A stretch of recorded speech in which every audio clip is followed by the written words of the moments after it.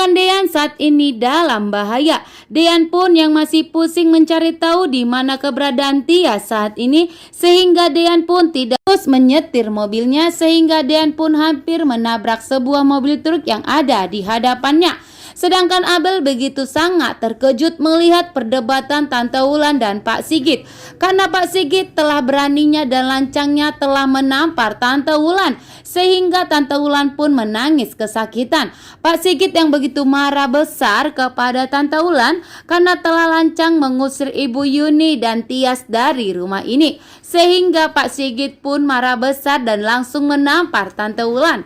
Begitu juga dengan Tante Wulan yang terlalu mengatakan dan telah memfitnah Ibu Yuni, sehingga Tante Wulan pun mengatakan kepada Pak Sigit bahwa Pak Sigit lebih membela Ibu Yuni dibandingkan istrinya saat ini, sehingga Pak Sigit pun semakin marah besar kepada Tante Wulan.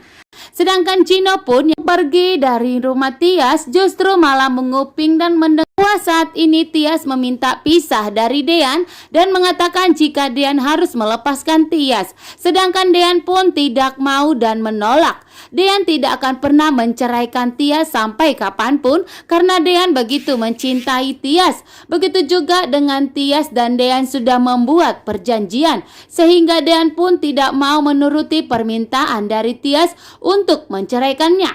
Sedangkan Gino menganggap inilah kesempatannya untuk mendapatkan Tias kembali karena saat ini hubungan Dean dan Tias sedang tidak baik-baik saja. Justru malah Tias pun meminta cerai dari Dean, sehingga Gino pun semakin berjuang dan semakin bersemangat untuk mendapatkan Tias kembali. Namun Dean pun menolak permintaan dari Tias untuk segera melakukan perceraian karena Dean tidak mau bercerai demi Aura. Terima kasih.